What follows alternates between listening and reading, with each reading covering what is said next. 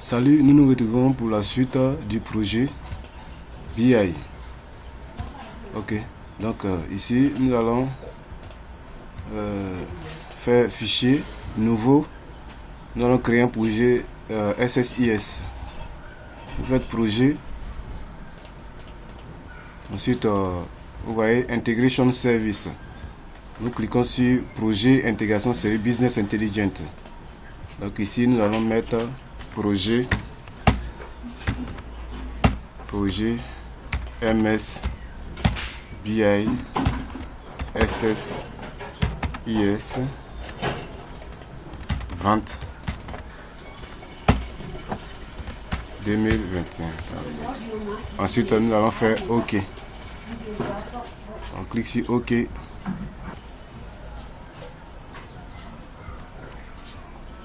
Voilà. Et donc voici notre interface de travail. Comme nous avons 3 bases de données, nous allons essayer de créer, d'établir la chaîne de connexion entre ces 3 bases de données là. D'accord. Nous venons dans le gestionnaire de connexion. Nous faisons nouveau gestionnaire de connexion. Ensuite, nous allons choisir le type de gestionnaire de connexion. Nous allons prendre OLEDB. Ensuite, nous faisons ajouter. On va choisir la base de données. Bon, moi j'avais déjà créé une chaîne de connexion ici. Je vais supprimer la chaîne de connexion qu'il y a ici. Je vais vous montrer comment est-ce qu'on crée une nouvelle chaîne de connexion. Donc quand vous ouvrez, normalement c'est comme ça que l'interface apparaît. Donc vous cliquez sur nouveau. Vous cliquez sur nouveau. Je vous avais dit au préalable ici le nom du serveur. Quand on vient là, voilà, vous avez dit que c'est ce nom du serveur là que nous allons utiliser. Donc on va copier le nom du serveur. On vient ici, on met le nom du serveur ici. On peut même faire actualiser. Voilà. Ça ne soit pas, on met le nom du serveur. Ensuite, notre authentification, c'est l'authentification Windows. Outil sélectionner ou entrer un nom de base de données. Donc, nous allons prendre la base de données TSQL 2012. Nous allons tester la connexion pour voir si la connexion se passe bien. Et on constate ici qu'ils ont mis le test de la connexion a réussi. Donc, nous cliquons sur OK. Donc, nous allons faire maintenant OK. Voici la première. Et on fait encore la deuxième. La deuxième, c'est ODS. On teste la connexion. OK, ça va. OK. Troisième. Troisième, c'est Data Warehouse. On teste la connexion. OK, ça va. On fait OK. Ensuite, on fait OK. Une fois que nous avons fait ça, voilà. Ici, nous allons venir maintenant intégrer les différentes connexions. OLDB. Voilà. C'est le dernier qui est ajouté ici actuellement. Donc, on va prendre le deuxième là. On va l'ajouter. Ensuite, on va prendre aussi l'autre. On va prendre l'autre, celui-là aussi. On va l'ajouter. Donc, nous avons nos 3 chaînes de connexion ici. Nous accéder à notre base de données. On voit que la connexion s'est bien passée. Ensuite, nous allons venir créer dans le package SSIS nos différents packages. D'accord. N'oubliez pas qu'ici, on a combien de tables? 1, 2, 3, 4 tables. Donc, nous allons créer un package pour commande, un package pour client, un package pour employé, un package pour produit. Voilà. Donc, ici, vous faites dans ces différents tables là, c'est des requêtes. Voilà. Par exemple, ici dans la table commande, si on veut avoir la liste des commandes par chiffre d'affaires, donc cette liste des commandes par chiffre d'affaires, cette requête là sera dans une table. Donc lorsqu'on va faire appel à la table, on aura des informations relatives à la requête qu'on a demandée. Ça va. Ici par exemple, c'est la liste des clients tout court. Ici c'est la liste des employés. Ici c'est la liste des produits par catégorie. Et donc nous venons là. On va mettre commande ODS. Voilà. Ensuite, on crée un nouveau package. On va appeler ça client ODS. Ici encore, on fait un nouveau package. on met produit ODS. Ici encore, on fait un autre package qu'on va appeler employé ODS. Voilà. Et donc, on va fermer tout ça pour laisser seulement qu'un seul. Et de la commande. Voilà. Donc, ici, nous allons créer,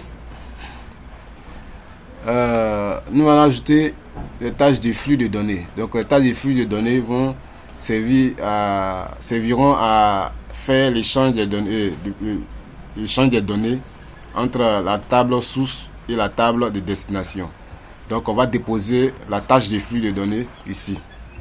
Donc, dans cette table de flux de données, nous allons l'appeler, par exemple, chargement de la table commande. Voilà. Donc, chargement de la table commande. Et nous allons double-cliquer sur chargement de la table commande. On accède ici à un autre espace de travail ici. Donc, vous voyez dans Haute source, la première source, c'est la source où est située notre base de données de départ. C'est le TSQL 2012 que nous avons créé. Et la source de destination, c'est la base de données ODS. Donc, on prend destination OLE. Voilà. Donc, ici, on va mettre le nom. On va mettre par exemple commande TSQL 2012 par exemple. Ici, on va appeler ça commande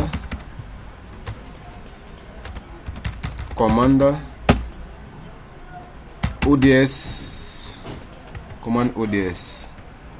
Voilà. Actuellement, ici, nous avons la croix rouge ici. Ici, c'est rouge parce que rien n'a encore été écrit à l'intérieur et les éléments ne sont pas encore définis.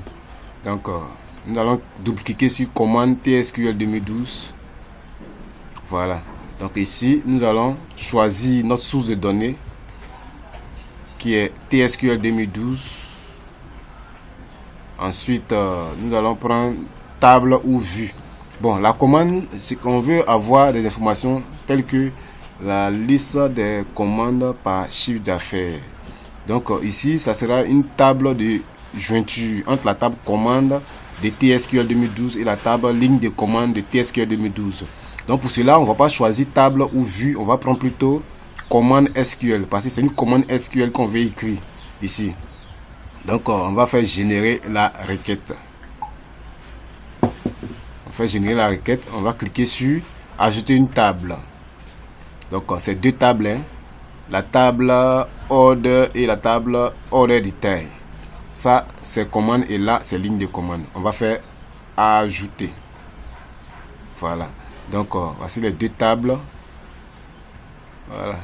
Donc la table order, il y a des informations dont on aura besoin dans notre table commande finale de ODS. Donc on va sélectionner par exemple order, custom, employé, order date. On regarde encore qu'est-ce qu'on peut prendre. Bon, le reste là on va laisser. Voilà, on va juste prendre ceux-là. Ensuite ici on va prendre produit ID, prix, quantité et puis la remise.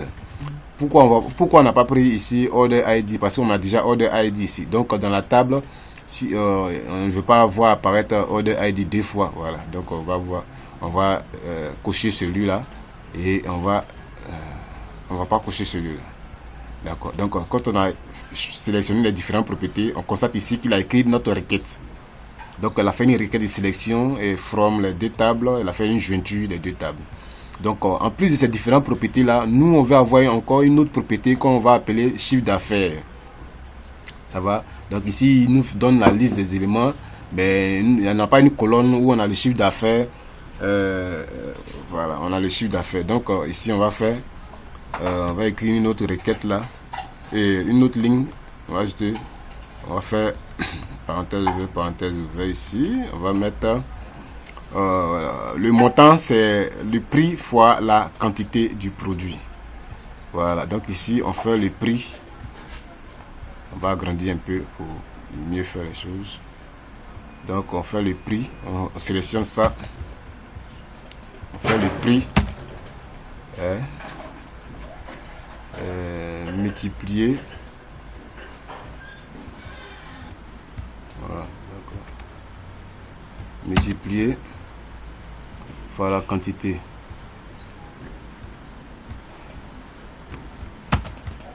Fois la quantité. Maintenant le tout multiplié encore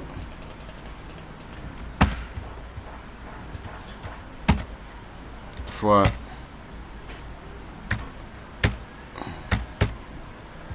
la remise.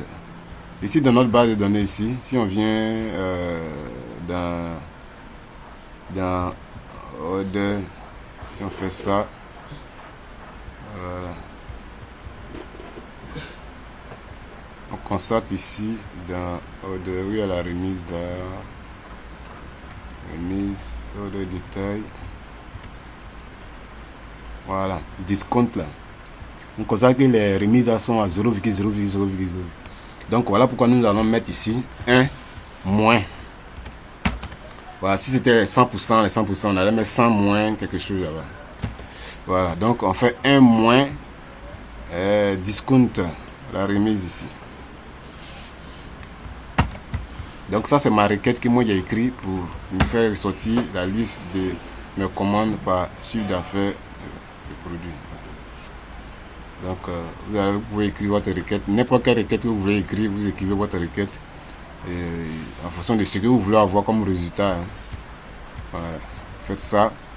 Après avoir fait ça, maintenant on va cliquer sur OK. On fait OK, on va cliquer sur aperçu pour voir si les données apparaissent correctement. OK, on voit qu'il y a les données ici. Et ici aussi on a des données là. Donc vous voyez ici, vous voyez, il a mis Express 1. Donc on va créer un alias.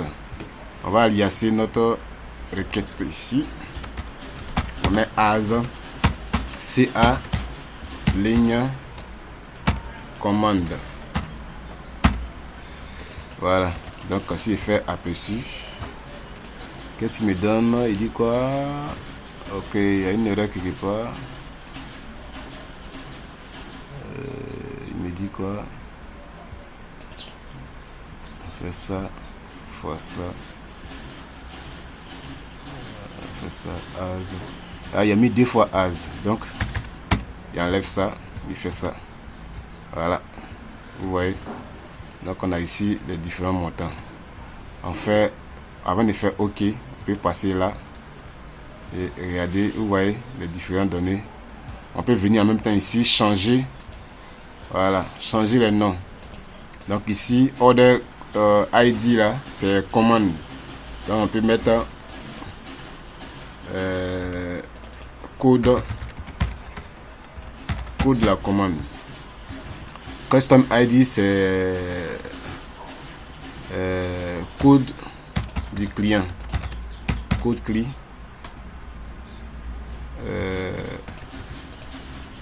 Ici c'est code employé.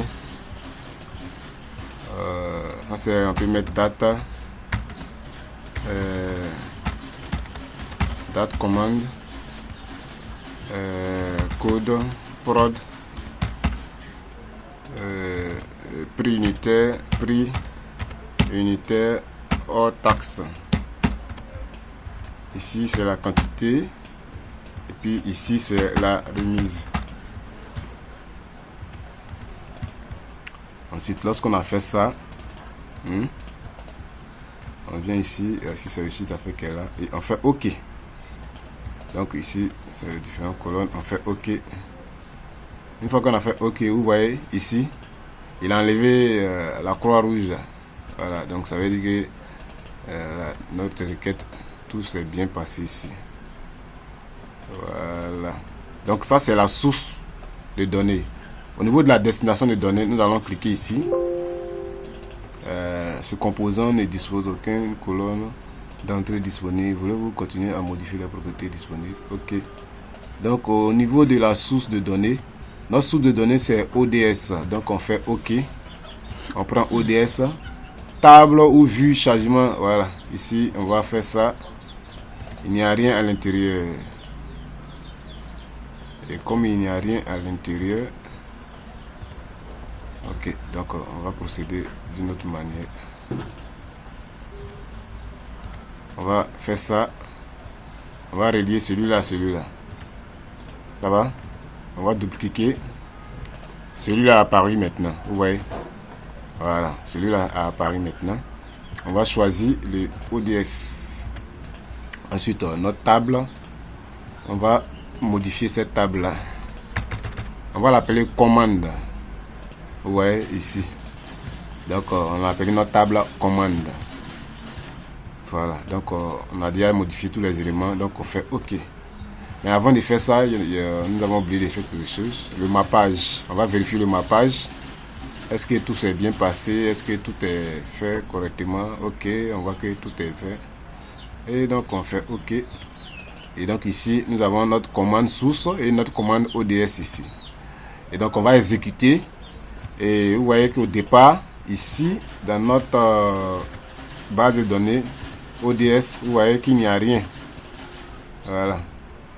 Mais il a créé maintenant notre table commande qu'on vient de modifier, de créer tout à l'heure là. À cause de ce qu'on vient de faire tout à l'heure là, il a créé maintenant notre table commande. Vous voyez. Et donc, si on vient dessus, vous voyez que la table commande ne contient rien. Il n'y a pas de données. Donc, lorsque nous allons exécuter ce petit projet-là, cette table-là, lorsque nous allons exécuter la commande ODS, il va maintenant récupérer les données et les afficher dans notre table ODS. Donc, on va exécuter. On a fait exécuter, démarrer. Voilà, il a mis vert. Et il a récupéré des données qui sont ici pour les insérer ici. Il a inséré 2155 lignes. Et donc, lorsque nous partons dans notre table, nous avons la requête qui va nous fait exécuter. Vous voyez, les données ont été chargées dans notre table ODS, commande ODS. Vous voyez, c'est pas formidable ça. Voilà. Voici un peu l'importance du SSIS. Vous voyez, donc nous avons fait pour la table commande. On va faire de même pour les autres tables. Voilà. On va arrêter d'abord le démarrage. Voilà. On a fait pour la table commande. On va faire le même pour la table client. Donc au niveau de la table client, nous voulons afficher la liste d'abord. Avant d'aller modifier la table client d'abord, nous allons modifier quelque chose. Au niveau des flux, la tâche des flux, là, les flux de données. On va cliquer là. Nous allons ajouter un nouveau élément qu'on appelle tâche d'exécution des requêtes. Donc dans la tâche d'exécution des requêtes, on va écrire une requête qui va permettre de pouvoir supprimer les données de la table. Parce qu'au cas où l'utilisateur modifiait quelque chose dans notre base de données source, la table ODS ne sera pas modifiée. Donc avec la requête que nous allons mettre ici, la requête là va vider. Quand on va exécuter, la requête va vider la table et renseigner les nouvelles données. Donc comme ça, on pourra avoir les données à jour dans ODS et les données à jour dans notre base de données là-bas, tout à jour. Donc ici, on va venir ici et on va mettre comment on appelle ça, nettoyage. Bon, on peut mettre vider. Je vais mettre vider. Vider la table commande. Vider la table commande. Donc ici, il va venir faire quoi? Il double-clique. Ensuite, le type de connexion, c'est OLEDB qu'on a choisi là. La connexion, c'est la table, la base de données ODS. Oh, ma machine est en train de se décharger. Voilà, je vais brancher ça.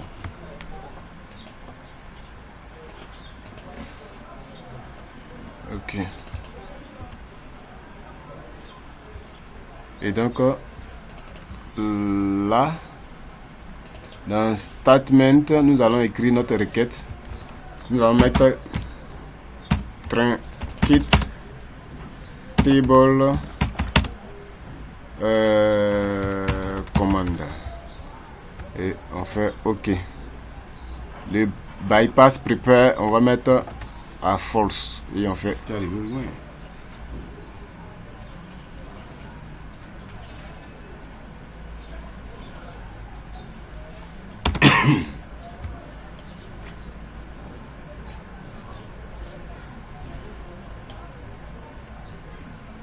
voilà, et donc nous allons cliquer sur OK. Voilà. Ensuite nous allons lier cette tâche d'exécution de requête avec à cette tâche de flux de données. Ensuite nous allons faire démarrer pour exécuter. Voilà, on constate que tout s'est bien passé. Et donc on vient ici, on fait ça. OK, tout s'est bien déroulé.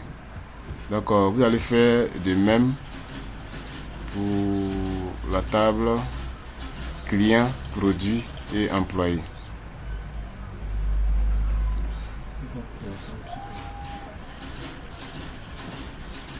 D'accord, on va s'arrêter là et on va poursuivre tout à l'heure pour les autres. Voilà. Donc à tout à l'heure. Merci.